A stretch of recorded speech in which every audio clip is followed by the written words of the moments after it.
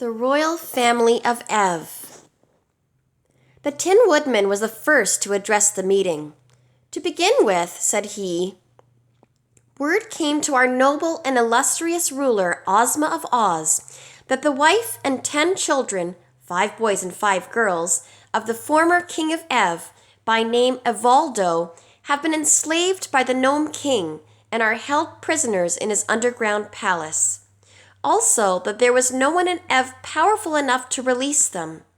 Naturally, our Ozma wished to undertake the adventure of liberating the poor prisoners, but for a long time she could find no way to cross the great desert between the 2 countries. Finally, she went to a friendly sorceress of our land named Glinda the Good, who heard the story and at once presented Ozma a magic carpet, which would continually unroll beneath our feet and so make a comfortable path for us to cross the desert. As soon as she had received the carpet, our gracious ruler ordered me to assemble our army, which I did. You behold in these bold warriors the pick of all the finest soldiers of Oz, and if we are obliged to fight the Gnome King, every officer as well as the private will battle fiercely unto death." Then Tik-Tok spoke. "Why should you fight the Gnome King?" he asked. "He has done no wrong." "No wrong?" cried Dorothy.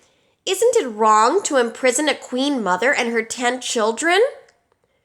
"They were sold to the Gnome King by King Evaldo," replied Tik-Tok.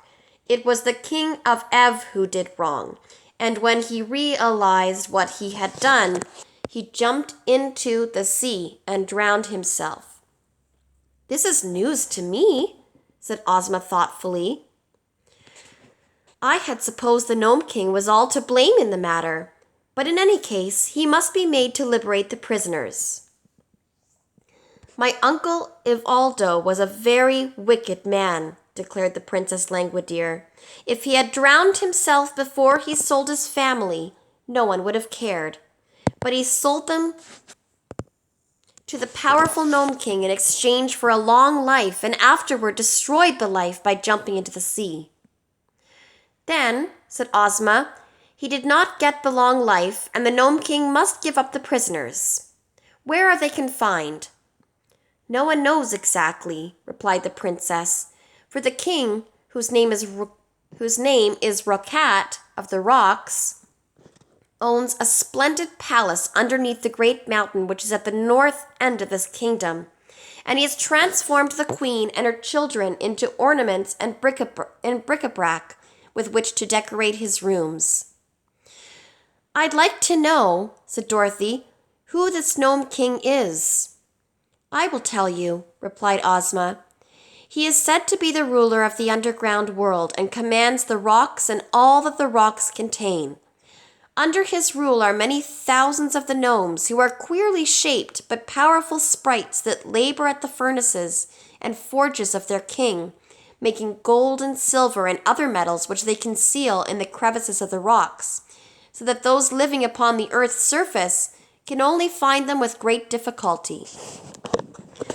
Also, they make diamonds and rubies and emeralds, which they hide in the ground, so that the kingdom of the gnomes is wonderfully rich, and all we have of precious stones and silver and gold is what we take from the earth and rocks where the Gnome King has hidden them."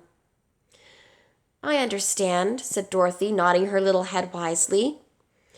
"For the reason that we often steal his treasures," continued Ozma, "the ruler of the underground world is not fond of those who live upon the earth's surface, and never appears among us.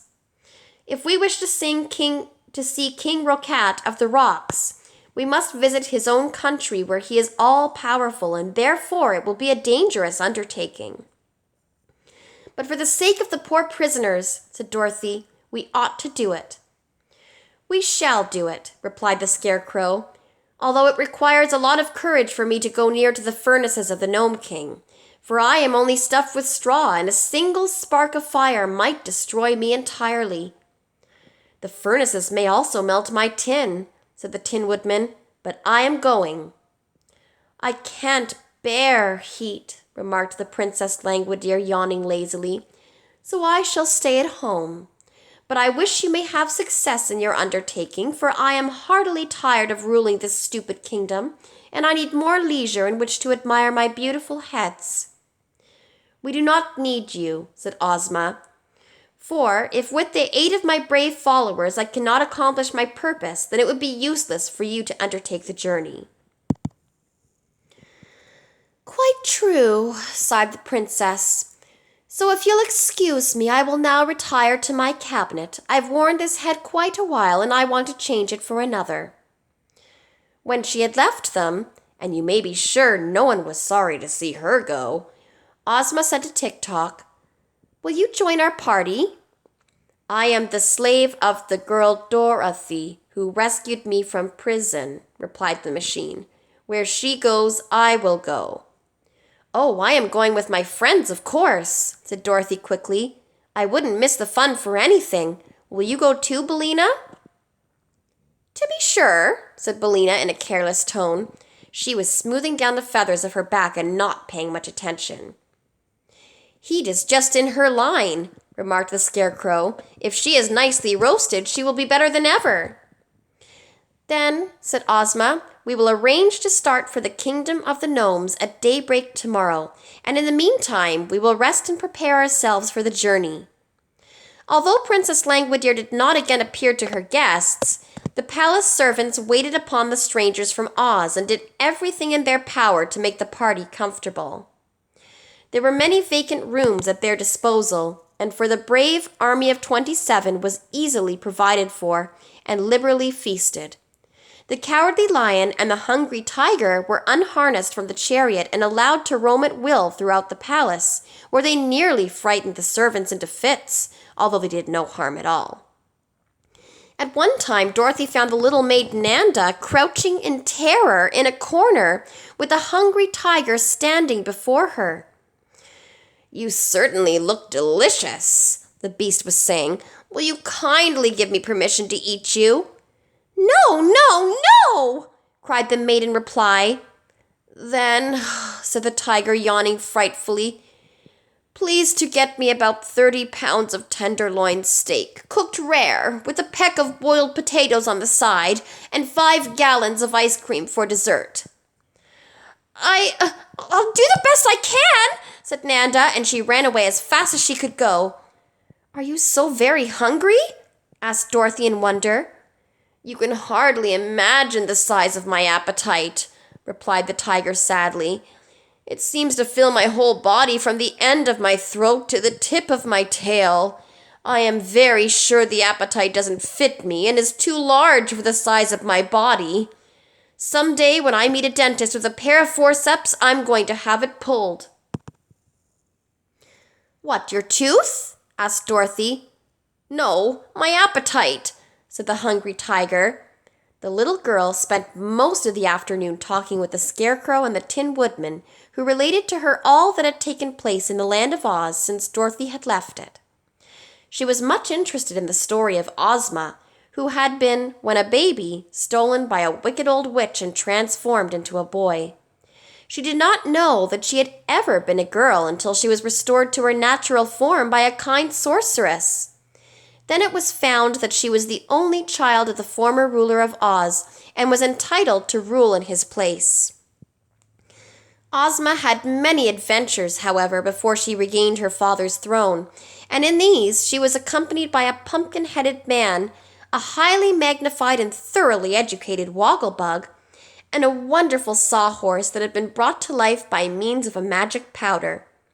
The Scarecrow and the Tin Woodman had also assisted her, but the Cowardly Lion, who ruled the great forest as the King of Beasts, knew nothing of Ozma until after she became the reigning Princess of Oz.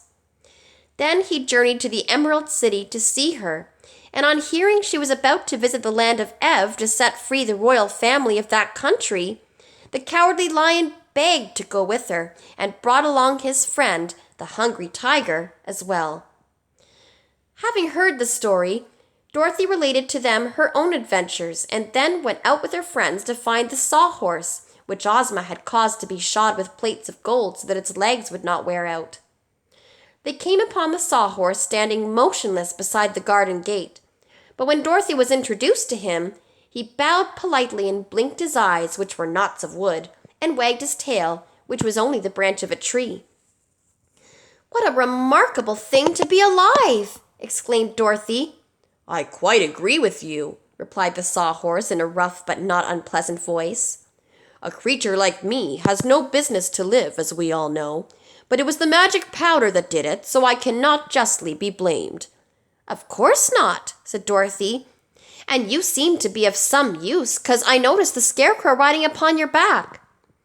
"Oh, yes, I'm of use," returned the Sawhorse, "and I never tire, never have to be fed or cared for in any way."